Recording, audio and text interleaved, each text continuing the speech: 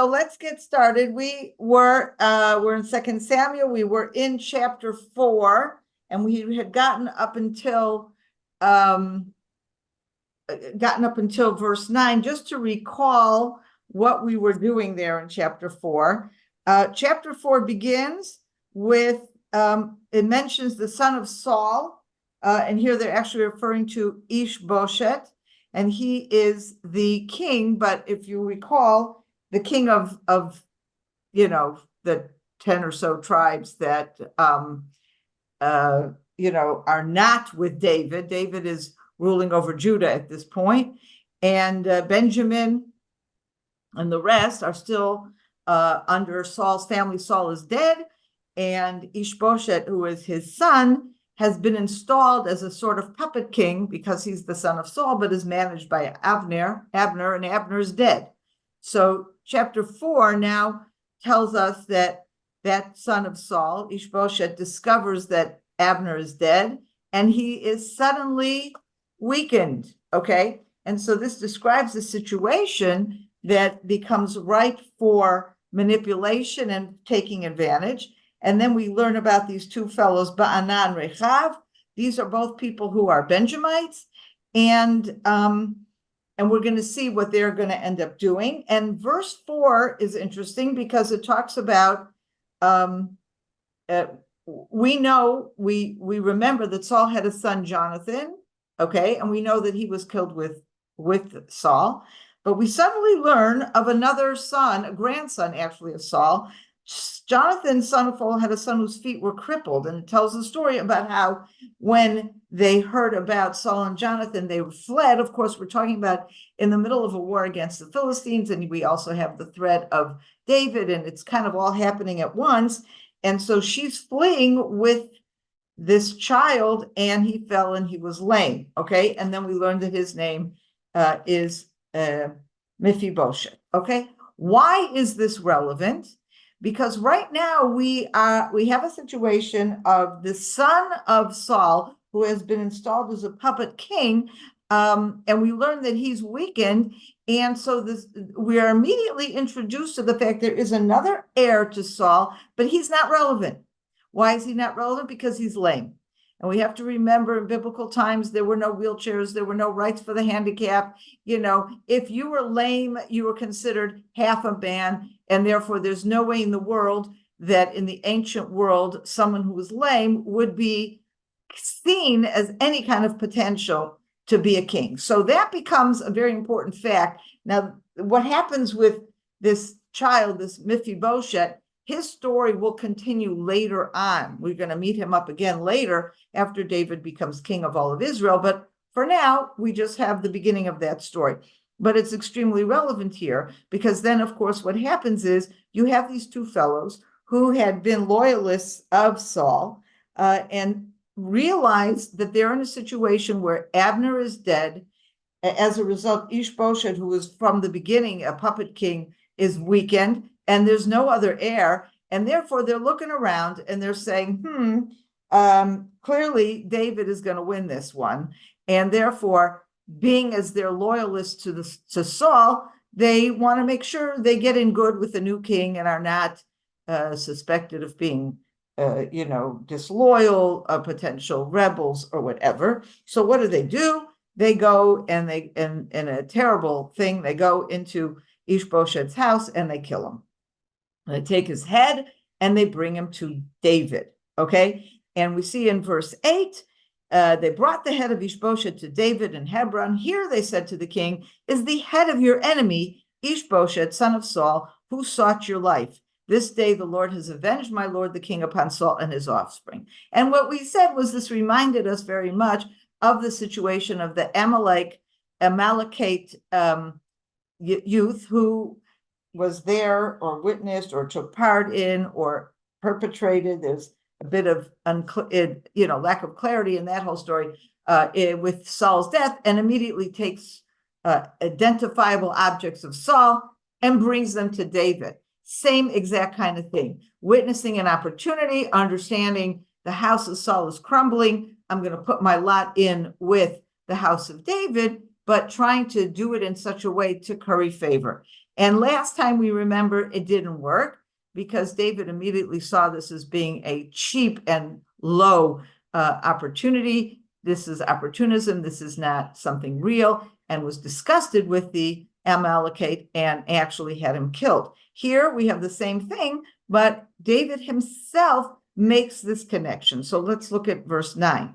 But David answered Rechab and his brother Baanah, the sons of Rimmon the Beerothite, and said to them, as the Lord lives, who has rescued me from every trouble, the man, and now he remembers that same Amalekite, the man who told me in Siklag that Saul was dead, thought he was bringing good news. But instead of rewarding him for the news, I seized and killed him. How much more then when wicked men have killed a blameless man in bed in his own house? I will certainly avenge his blood on you, and I will rid the earth of you. David gave orders to the young men who killed them. They cut off their hands and feet and hung them up by the pool in Hebron, and they took the head of Ishbosheth and buried it in the grave of Abner in Hebron.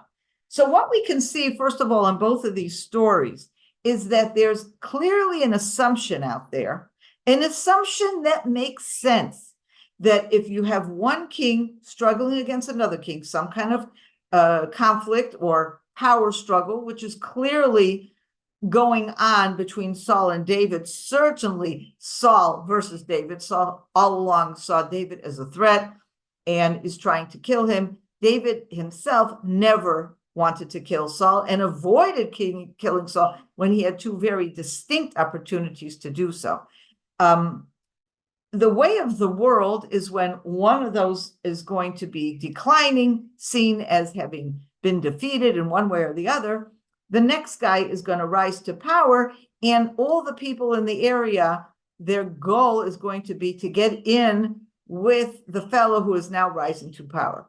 David makes it very clear in both situations, I don't work this way, okay? I'm not seeking revenge. My rise to power is a function of being anointed of God, not a function of I'm stronger, smarter, or whatever than the king that came before me. And he's clearly working on that basis, which is why he is so disgusted when in both of these situations, someone is trying to kind of curry favor by doing something nasty. The Amalekite probably didn't kill Saul, but he's trying to take credit for killing Saul because he assumes that will curry favor with David. You see, I killed your rival. Thank me that now you can be king. And you see a very similar thing happen in a much more brutal way in this story, where, as David himself says, not just that you witnessed or you're taking credit for a murder, but here you go, in the middle of a war. I mean, even the way that Malachi tells it, Saul is practically dead. It's more a mercy killing than anything else. In this case, Ishbosheth, king of Israel, is resting in his own house, and these two fellows come and murder him in cold blood. So certainly he has absolutely no patience for that, and he has them killed.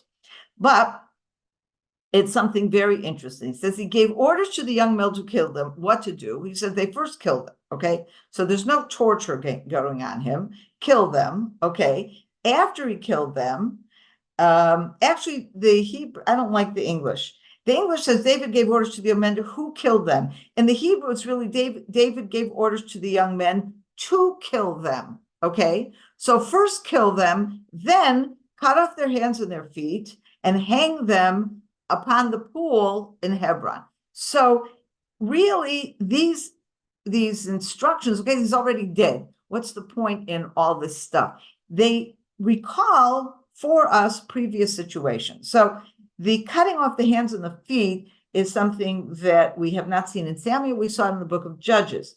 And this was a story in Judges chapter, I have it here written down, chapter 1, okay? Judges chapter 1. And if you want to take a look at that, chapter 1, verse 6. Here we have just a recalling of the battle. If you recall, in Judges 1, it's really a recap of battles that have already happened. And it says here that Judah, in verse 6, one of the Canaanite kings that they kill and conquer is Adoni-Bezek, in Bezek. Okay, this is in Judah. And it says here in verse 6, they chased after him, they caught him, they cut off the thumbs of his hands and his feet. In other words, the thumbs of his hands. I don't know what your big toe, okay? The big toes and the thumbs, okay? He cuts it off. But in Hebrew, it's like thumbs of the hands and the feet, okay? And at the point, and he doesn't kill them. What he's doing is maiming them, okay? Injuring them and maiming them. It is a sign of humiliation. And what does Adoni-Bezek say in response? He said, I had 70 kings. I had the thumbs of the hands and feet of 70 kings cut off, and they were dependent upon me. Okay, so he recognizes this as payback.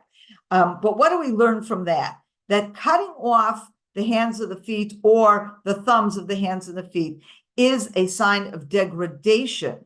Okay, it's a sign of degradation that was done to kings. Now, in this case, Rechav and Baana are not kings, but they're doing this in their minds as representatives of the kings. And so David here is making a statement saying, not only am I going to kill them, but he didn't want it to be seen as I'm just killing another enemy. He wants it to be a symbol, a sign, a message that says, we're degrading these. We're not torturing them because they killed them first, but we're degrading these people, okay, because they have done a terrible thing. Okay, it's not just a power struggle here. I am putting out a moral statement about who these people are and what they've done. Now, the next thing is that he hung them at the pool in Hebron. Now, we don't get a lot of pools in biblical stories, but you will remember a pool that we did very recently, and that was the pool in Gibeon. And that's really just a few chapters back. If you recall, I just had it. They come together. Where am I? Find it here. It's faster.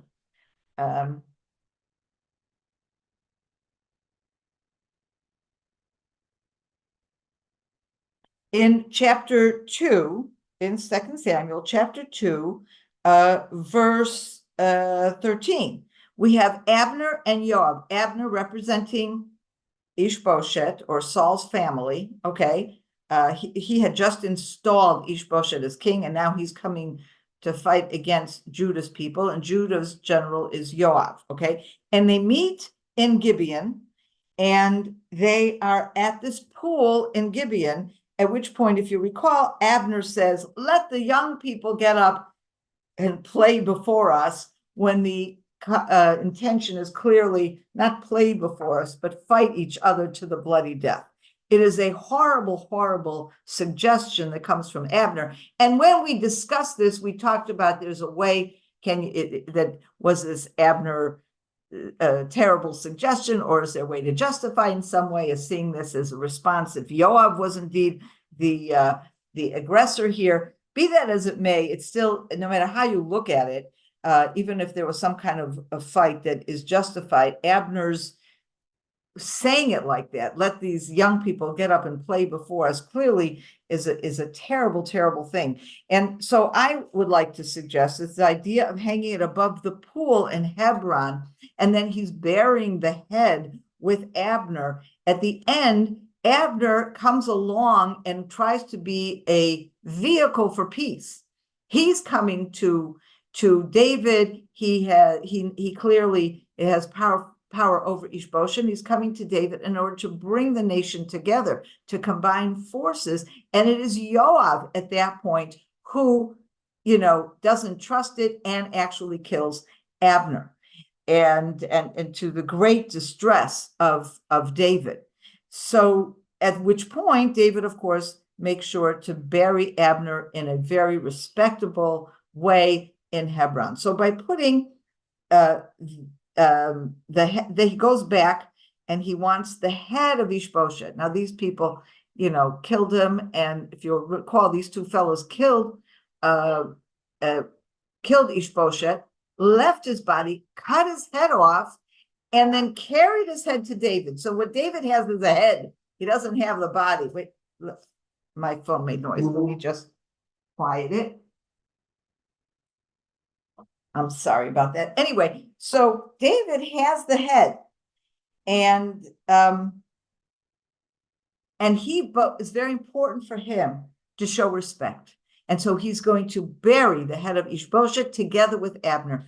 The two final, shall we say, to some degree, regal representatives of Saul. These were not perfect people. Certainly, Abner was a very problematic character. And I think by displaying this over the pool in Hebron, it's kind of coming full circle. Yes, Abner was a very problematic personality in how he, at a different pool, at a pool in Gibeon, tried to deepen the rift between the house of David and the house of Saul. But later on, he came around and therefore was buried with dignity in Hebron.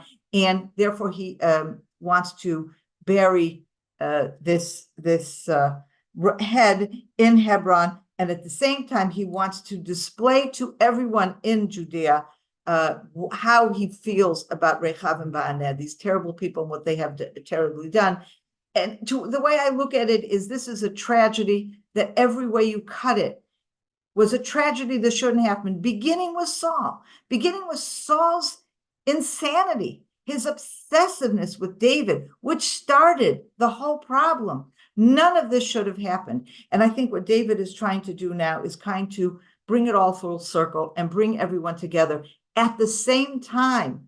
Unlike these other people that are seeing it as a power struggle, this one won, so we're going to, help him get rid of his enemies. He's saying, no, this is not about enemies. We are all one nation. We should be honoring we should be honoring the house of Saul, even as we know we are the ones who are now the kings. This is the house of David. We can still honor the house of Saul. And we want to make sure everybody understands no more pools, okay? No more pools of Gibeon with the fights, and no more pools with these two Rechav and Ba'anah that have killed Ishbosheth. We're going to get rid of the pools now, okay? And we're going to bury with dignity. And of course, this paves the way for David to really be king, because there's now no longer any other house of Saul people to challenge David in his kingdom.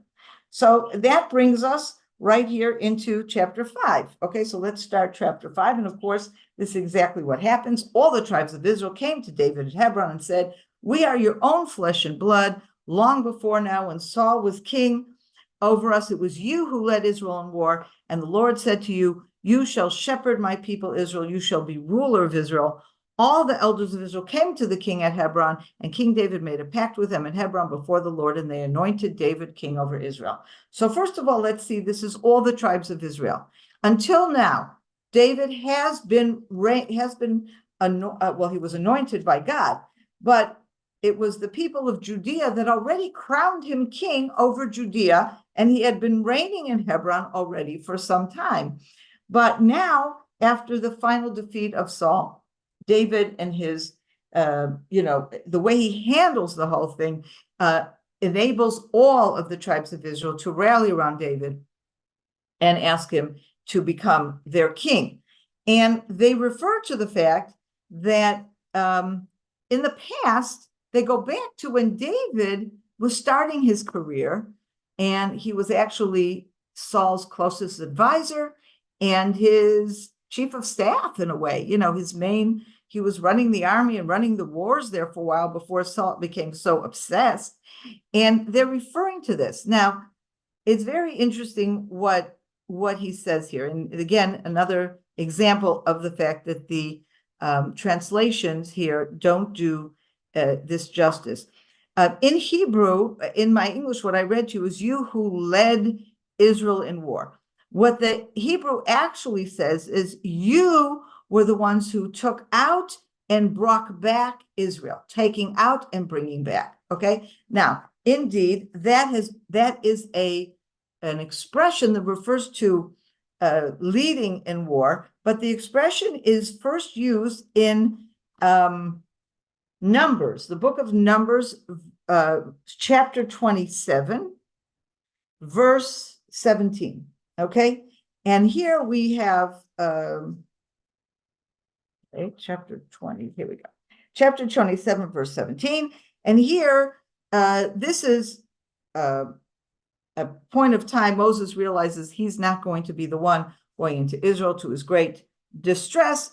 And God has told him, you're not going to go in, and go up onto this mountain, and you can see the land that you're not going to go into.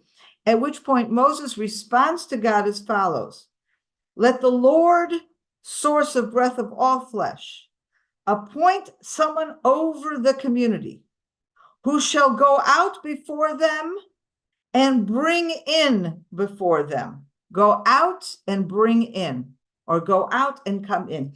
In Hebrew, it's the very same words that are used here. And they're not usual words. It is an expression for leading in war, but it is an unusual expression that we really see here and we see in Numbers. And I think it is no coincidence that here the nation of Israel uses these words, because it brings us back to Moses. What was Moses doing? Moses is going to die, and he's actually asking God to appoint an heir.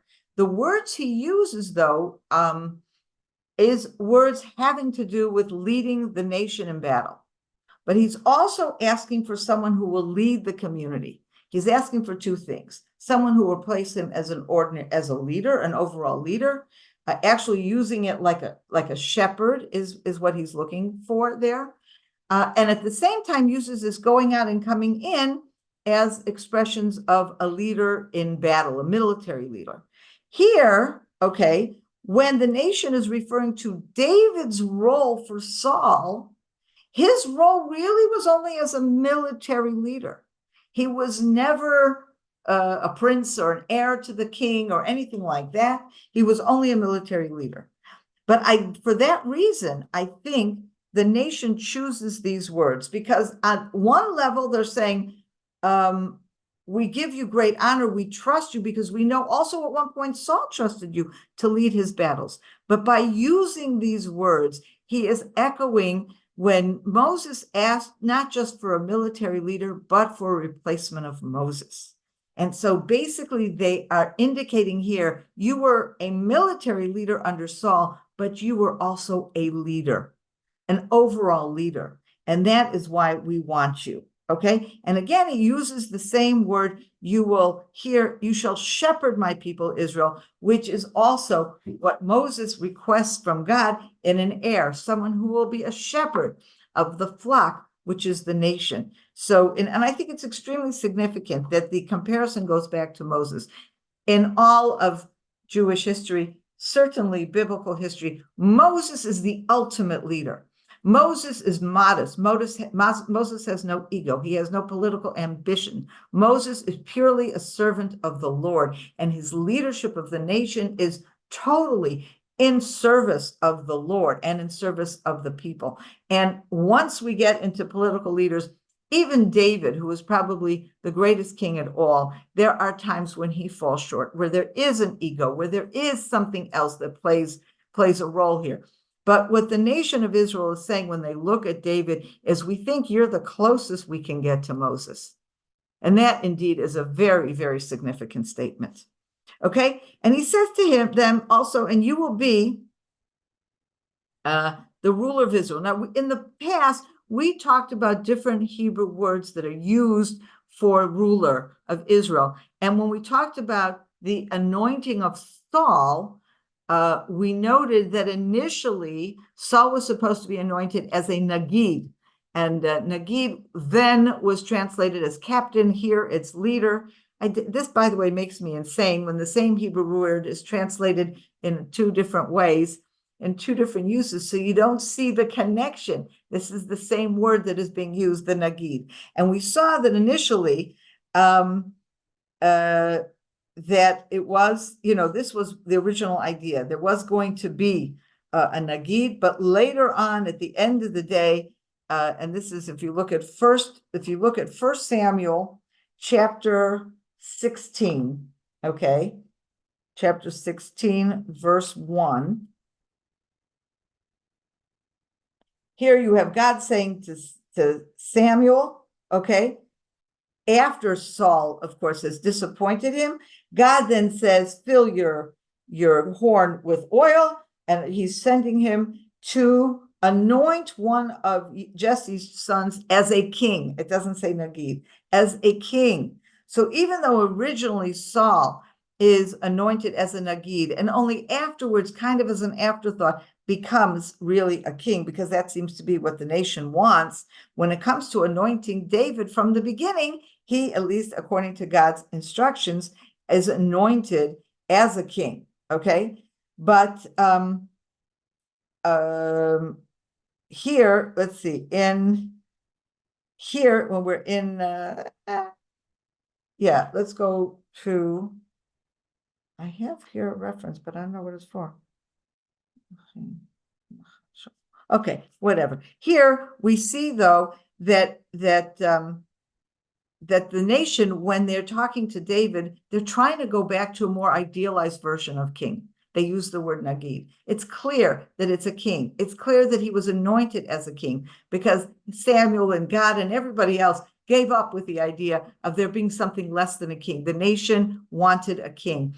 But by choosing this word, you have a sense that the nation itself understands too many things went wrong with Saul. Too many things. Let's start fresh. Let's start with David. Maybe David can then be a more idealized version of a king. And I think it's also very much influenced by the way David handled both the Amalekite and particularly this Rechav u'Baanah, which is publicized before everybody at that pool in Hebron. And I think it's an understanding that seeps into the nation of Israel as a result. David is a whole different ballgame. He is going to be king because he wants to be a leader of Israel, because God wants him as a leader of Israel. He's not seeking ego. He's not seeking power. It's a whole different ballgame. And I think that's very significant here. Anyway, they end up, there's this kind of a covenant between David as king and the people in Hebron. But it says here, the last words, and they anointed David king over Israel. Now we know that it was God who already anointed David as king over Israel. What is the significance of the nation now anointing David? And I think this is something also very, very important.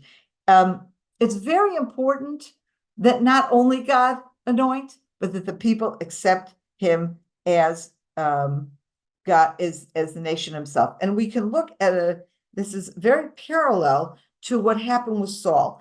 Initially, of course, you'll recall Samuel anoints Saul in private, and nobody even knows about it. But then later on, there's a procedure, and this is 1 Samuel chapter 11. 1 Samuel chapter 11, verse 14 and 15. And after this whole series of events, I'm not going to go it again. We studied this in depth, but what we have here is Samuel now says to the nation, let us go to the Gilgal and we will renew the kingdom. And what does that renewal mean?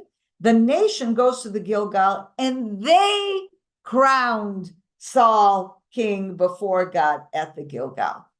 And that was a very important part of the situation. Not just that God anointed, but the nation anoints, or the nation crowns as king, because there has to be acceptance by the nation as well. And so that really is how this section ends.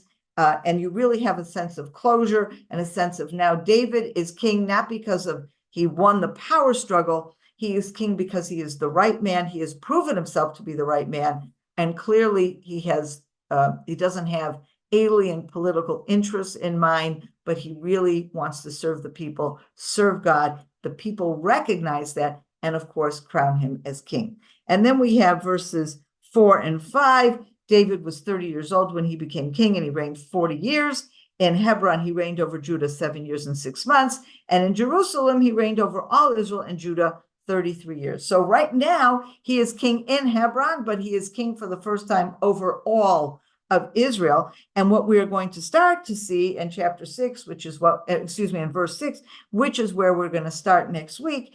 Well, how does he get to Jerusalem? Suddenly at the end of verse 5, we learn not only that he is a king over all of Israel, but that he is a king in Jerusalem. Okay, so what we'll see now, starting in verse 6, is how exactly does he go up to Jerusalem? Jerusalem is a Jebusite city. He's got to conquer it. And that in itself opens a whole new story. So we will start next week with verse 6, with the conquest of Jerusalem and the defeat of the Jebusites who are there.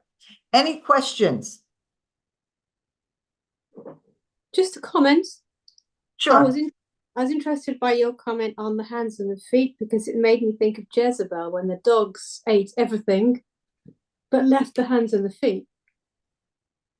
Oh, I didn't think of that.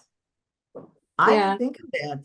They So do when everything, but they leave the hands of the feet. So when she was thrown out of the window, Yeah. No, I remember the they situation. left the blood and Absolutely. everything. But I didn't remember about leaving the hands and the feet. There's the dogs that lick up. Yeah. Very gross. Very Well, gross. I guess I've always Good. been there, like doing God's will of walking in his way. You do a thing with your hands and you lead the way with your feet. And so in a sense also the hands and the feet is a symbol of a way of life, be it for good or be it for bad. That's very good. Actually, I did see one commentary on this particular thing that said he cut off the hands and the feet because those are what was the instrument of their sin. Yeah. They walked to Ishbosheth's house and with their hands they killed him. And so that represented the fact that they had sinned in this terrible, terrible way. But you're seeing it as a different way, which I think is very good. I like it. Thank you. Yes, Lynn. In chapter 5, verse 3, verse 2, it says, the Lord said to you, you shall shepherd my people Israel and be ruler over Israel. But how did the people know that? Do we know? Okay. We know, but how do they we know it, and we don't know how it got out.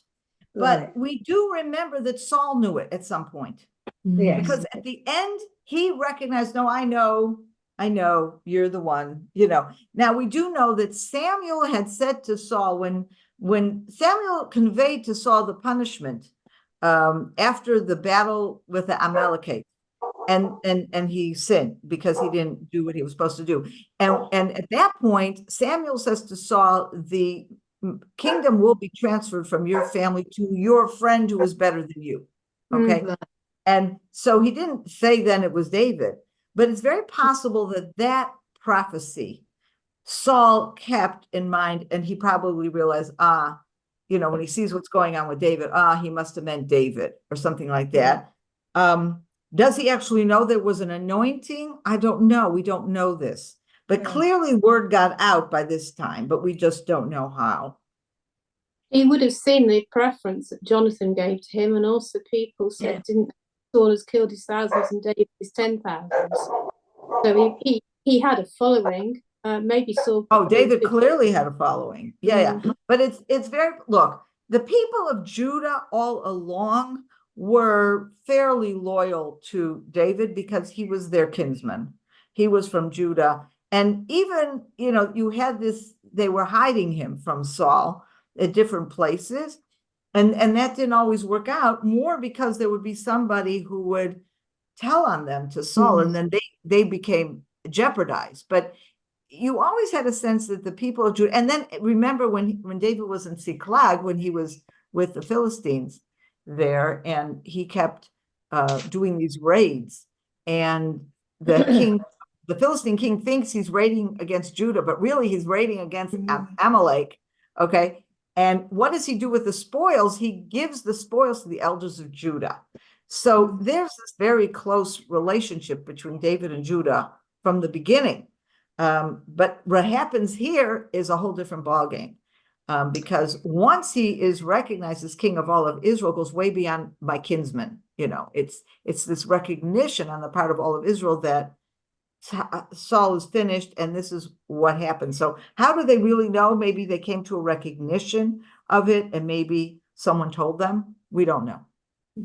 I was thinking actually of the words, because the words they use, you shall shepherd my people Israel and be ruler over Israel. But if we go back to 1 Samuel 16, when Samuel anoints him, it doesn't actually seem to me, unless I'm missing it, that Samuel actually said that to him. Right, He just that's what I went was referring anointed to him. there. And which verse are you talking? In 16? Yeah, but 1 Samuel 16, Right, Saul goes. right. Well, that is when what I was Samuel- saying, because if you look at verse 1, God says to him to anoint him as king. Yeah, Right, it doesn't use the word Nagid, okay? yeah. I was which looking at the word shepherd. So Oh, shepherd, shepherd. in my Bible, it's got shepherd. Yeah. In 2 Samuel 5:2, it says, "You shall shepherd my people Israel." Where and are be you ruler where are you reading from? Israel. Where? Here. In Yeah. 2 Samuel. 2 Samuel 5, verse 2. Yes. That has the word shepherd. It Right. says, "You shall shepherd my people Israel and be ruler over Israel." Right. Right. So first of all, the issue of the word ruler and king, that's what we were pointing out, that in 16, Yeah. 1 Samuel 16, verse 1, the command is to make him king, not Nagid, not ruler. Right. So but Nagid was the word that was used initially to appoint Saul. Right. And so the way I'm interpreting that is that would have been the ideal. But by the time we're getting to pointing David, both God and Samuel have given into the, okay, that the ruler thing ain't gonna work, too much ego involved, and that the nation wants a king, they want pomp and circumstance, we're gonna have to give them a king. But here the nation is recognizing the fact that there is a more ideal version to a king. They want him as a king, but by using, because they say afterwards, they anointed him as king over Israel. They clearly want him as a king, but by using this word Nagid here in verse 2, they're kind of saying, oh, but David may end up being a kind of king that's more closer to that ideal than Saul ended up being. That's how I interpret that. Now, in terms of a shepherd, where the shepherd idea is used is with Moses. Okay, where you see the same thing about Numbers, what I referred to before. Let me see if I can find it quickly. 1 second. 17. Numbers 23. Okay. Numbers 23.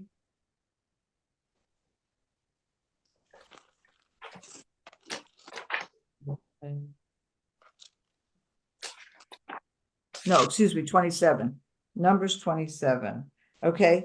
So here it says, Numbers 27 and verse 17, that will take them out before and bring them in before them. Right. That will take them and will bring them. It refers that twice, so that the community of God will not be like a sheep that has no shepherd. I've got it Okay, now. so that's where the shepherd Yeah. reference comes in, going back to Moses. Moses, yes. Thank you. Yes, I've got it You're now. welcome. Well, Okay. I missed the reference before, so obviously I didn't actually read it. So yes, that makes me No, happy. that's good. That's okay. All right, everyone. Thank you so much for joining me today. We will meet again next week, and we will take up with chapter 5, beginning verse 6. Great. Thank you. Bye-bye. Thanks a lot. Thank you. Thank you. Bye. Bye-bye. Thanks, Sondra. Bye-bye.